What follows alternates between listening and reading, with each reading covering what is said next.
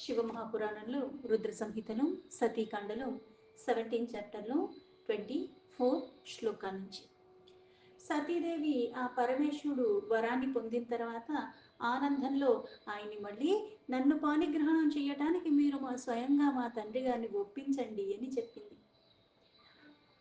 దక్షాయనాయ పీతం నత్వా శంభుం విజ్ఞాప భక్తితః ప్రాప్తాజ్ఞా మాతురభ్యాంశామాఘన్ మోహముధాన్వితః.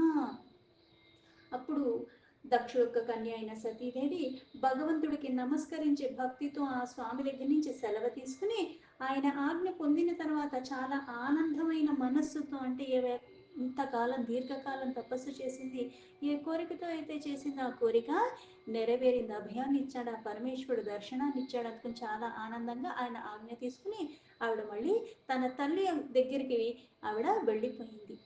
హరోపి హిమవత్ప్రస్థం ప్రవిశ్యం చ నిజాశ్రమం దాక్షాయణీ వియోగద్వై కృచ్చగ్రం ధ్యానపరోభవత్. ఆ పరమేశ్వరుడు కూడా ఈవిడ వెళ్ళిపోయిన తర్వాత హిమాలయాల శిఖరం మీద ఆయన ఆశ్రమంలో ఆయన ప్రవేశించి అక్కడ దక్షుడు యొక్క కన్య అయిన సతీదేవి యొక్క వియోగ కారణంగా, అంటే అంతవరకు ఎప్పుడు యోగంలో ఉన్నవాడు ఇక్కడ లౌకికంగా, ఇక్కడ పరమార్థంతో కూడుకుని రెండు ఉన్నాయి. అంటే ఇప్పుడు మామూలుగా సాధారణంగా ఎవరైనా సరే ఒకళ్ళు అందమైన వాళ్ళని చూసేసరికి దానికి ఆకర్షింపబడతారు, వాళ్ళంటే మోహపడతారు అన్నది జరుగుతుంటుంది. కానీ ఇక్కడ ఎప్పుడు యోగంలో ఉన్నవాడంటే ఇక్కడ యోగంలో ఉన్నవాడైనప్పటికీ కూడా ఎప్పుడు శక్తియుక్తంగానే ఉన్నవాడు. ఆ శక్తికి దూరంగా ఎప్పుడూ లేడు, దూరంగా ఉండవలసిన అవసరం కూడా లేదు. కానీ బాహ్యానికి ఒక లీలగా చేస్తున్నారు. ఇక్కడ ఇంకా ఆయన ఆవిడ్ని బాహ్యంగా వివాహం చేసుకోలేదు కాబట్టి ఆవిడ ఎడబాటులో ఉన్నట్టుగా, ఆ వియోగం ఉన్నట్టుగా. అందుకుని ఇప్పుడే చూశాడు, వరాన్ని ఇచ్చాడు, ఇప్పుడు దాకా వివాహమే చేసుకున్నాడు, కానీ ఎటువంటి లక్షణాలు ఉన్న ఆవిడనైతే చేసుకుంటానన్నాడో ఆ లక్షణాలను ఎందుకు ఇద్దరు ఎప్పుడు ఒక్కటే. ఈయనలో ఏమేమి గుణాలు ఉన్నాయో అవే అక్కడ కూడా ఉన్నాయి. అందుకే ఇప్పుడు ఆవిడ ధ్యానంలో తత్పరుడై ఉన్నాడు. ఇప్పుడు ఆ వియోగం అన్నదానికి చాలా బాధగా అనిపిస్తూ ఉన్నది. ఇది ఎప్పుడు తొలగిపోతుందా అన్నట్టుగా ఉన్నాడు. సమాధాయ మనః శంభుర్లౌకికీం గతిమాశ్రితః చింతయామాస దేవర్షి మనసా మాం వృషధ్వజః. ఓ దేవర్షి, ఇలా ఎప్పుడు ఏకాగ్రంగా లౌకికంగా గతిని ఆశ్రయించి ఉండేవాడు వృషభధ్వజ వాహనాన్ని కలిగి ఉన్న ఆ శంకరుడు మనస్సులో నన్ను స్మరించాడు. తతః సంచిత్య మనోహం మహిషీన త్రిశూలిన పురస్తాత్ ప్రావిశత్తూర్ణ హరసిద్ధ ప్రచోదిత. అప్పుడు త్రిశూలధారి అయిన మహేశ్వరుడు స్మరించినంత మాత్రాన్ని నేను వెంటనే త్వరగా ఆయన సాన్నిధ్యానికి చేరుకున్నాను. హిమాలయాల శిఖరాల దగ్గర ఉన్న ఆయన సన్నిధికి నేను చేరుకున్నాక యత్రౌసౌ హిమవత్ప్రస్థే తద్వియోగి హరః స్థితః సరస్వతీయుతస్తాత తత్రేవ సముపస్థితః.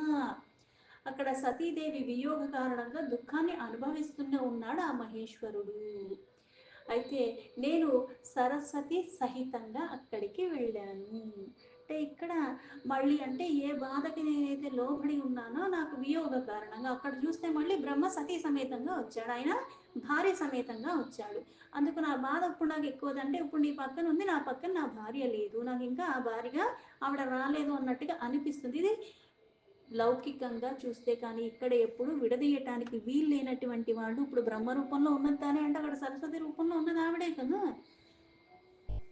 సరస్వతీయుతం మాం చ దేవర్షే వీక్షా సా ప్రభు ఉత్సుకః ప్రేమబద్ధశ్చ సత్యా శంభురువాచః.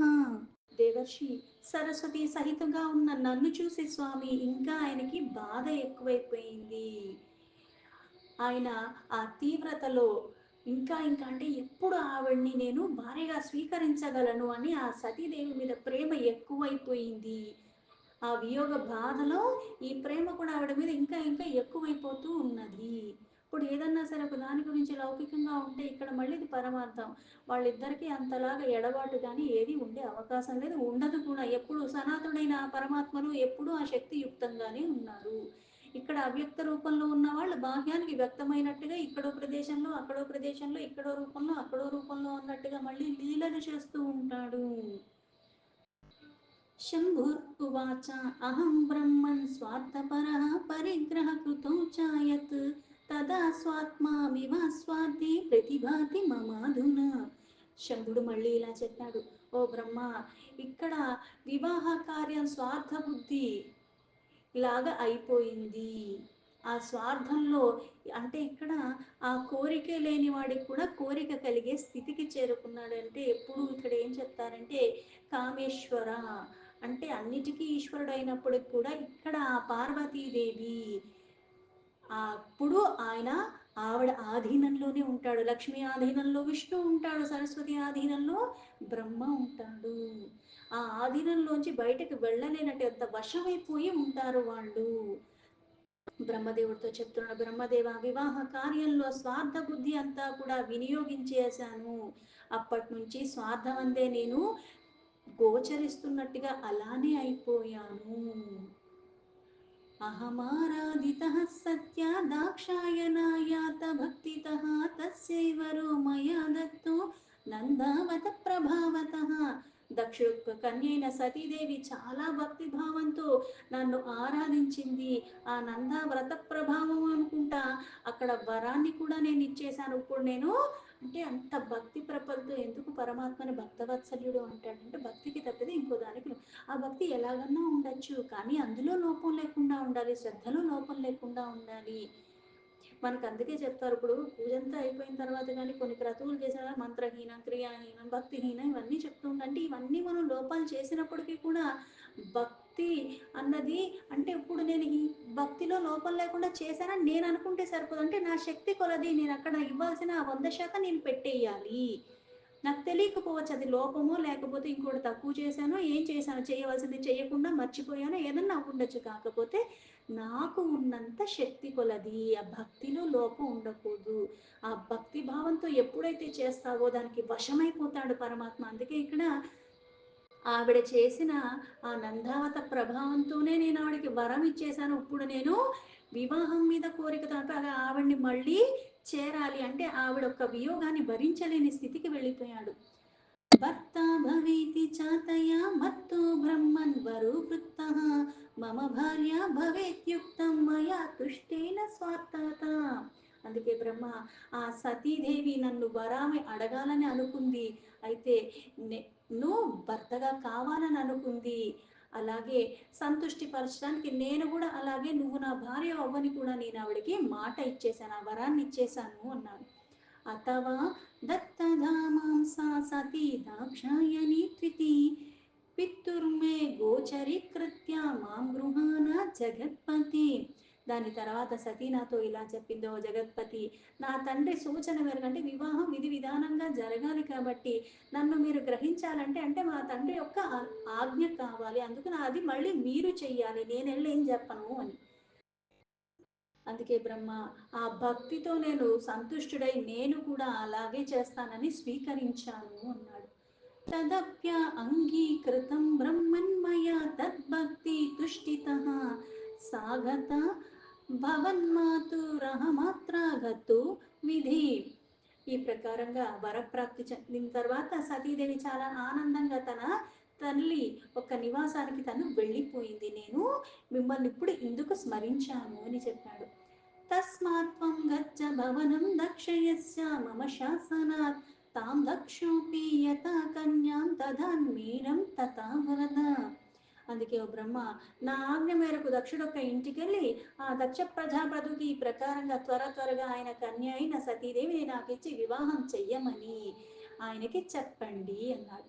సతీ వియోగ భంగ స్యాధ్యాత మేత్వం తథా కురు సమశ్వాసయాతం దక్షం సర్వవిద్య విశారద. నేను ఆజ్ఞాపించినట్టుగా వెంటనే మీరు వెళ్ళి అంటే కృతాకృత్యుడిని అవ్వండి, ఆ సతీ వియోగం భంగం చేయండి అంటే ఆ వియోగాన్ని తొలగించేలాగా, వివాహం అయిపోతే తొలగిపోతుంది. ఆ ఉపాయాలన్నీ చేసి అంటే వివాహం జరగటానికి తగినట్టుగా అన్నీ ఆలోచించుకుని ఆ ప్రకారంగా అన్ని విద్యుల్లో నైపుణ్యత కలిగి ఉన్నవాడివి, పైగా దక్షుడుకి అర్థమయ్యేలా దక్ష ప్రజాపతికి నీకు బాగా తెలుసు కాబట్టి, ఎందుకంటే ఈయన ఒక్క పుత్రుడు కాబట్టి ఈ కార్యాన్ని మీరే చెయ్యాలి అని చెప్పాడు. బ్రహ్మో ఉవాచ इत्युद्धृत्य महादेवः सकाशो मे प्रजापतेः सरस्वतीं विलोक्याशु वियोगावशगो अभवत्. ఇలా చెప్పి పరమేశ్వరుడు నన్ను అక్కడ సరస్వతి సమేతంగా చూసి ఇంకా మళ్ళీ ఆ సతీ వియోగ వశీకరణలోకి వెళ్ళిపోయాడు.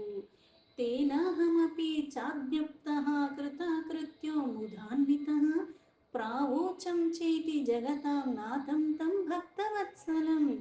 ఆయన ఆజ్ఞ ప్రకారంగా కృతాకృత్యుడంటే ఆ కార్యం చెయ్యగలే భాగ్యం నాకు అప్పచెప్పాడు కాబట్టి ఆ కార్యాన్ని నేను సఫలీకృతేందుకు లోకహితార్థమై అవతారాలు తీసుకున్న వాళ్ళని కలపటానికి ఆ బాధ్యతను తనకి అప్పచెప్పారు.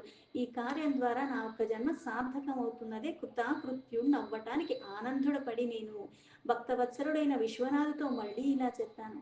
బ్రహ్మో ఉవాచ యథత్తా భగవన్ శంభో తద్విచార్య సునిశ్చితం ముఖ్య స్వార్థో హి దేవానాం మమాపి వృషభధ్వజ. ఆ బ్రహ్మ పరమేశ్వరుడితో ఇలా చెప్పారు. ప్రభు శంభు, మీరు చెప్పిన దానిని చక్కగా ఆలోచించి మేము ముందే దీని గురించి నిశ్చయించాము. ఎందుకంటే సతీదేవి ఎప్పుడైతే తీవ్రమైన వ్రతాన్ని పూనుకుంటుందో పైగా ఆ కార్యం సఫలం అవ్వాల్సింది. ఎందుకంటే లోకహితార్థమై అక్కడ ఆ ఇంట ఉద్భవిస్తానని ఆవిడ చెప్పింది. దానికోసం మళ్ళీ దక్షుడితో ఈయన మళ్ళీ తపస్సు చేపించాడు. అప్పుడు వరప్రభావంగా ఆ దేవి పలికిన పలుకులే ఇలా ఆ ఇంట ఉద్భవించింది. అందుకని ఇవన్నీ జరుగుతాయని తెలుసు. ఈవిడ ఎప్పుడైతే ఇంతలాగా వ్రతం చేసిందో మళ్ళీ వీళ్ళందరూ అక్కడికి వెళ్ళి ఆ పరమేశ్వరుని స్తుతించుకుని ఆయన ఇక్కడికి పంపారు. అందుకని వీళ్ళు ఇవన్నీ ముందే చర్చించుకున్నారు. అందుకే మేము ముందే దీన్ని నిశ్చయించాము. వృషభధ్వజ, దీన్ని అందు ముఖ్యంగా దేవతల యొక్క మరి నా యొక్క స్వార్థం కూడా ఉన్నది. దక్షస్తతుభ్యం సుతాం స్వం చ స్వయమేవ ప్రదాస్యతి అహం చాపి వదిష్యామి త్వద్వాక్యం తత్ సమక్షతః. అందుకే దక్షుడు స్వయంగా నీకు తన కూతుర్ని ప్రదానం చేస్తాడు, కానీ మీ ఆజ్ఞతో నేను కూడా అతనికి మీ సందేశాన్ని కూడా వినిపిస్తాను.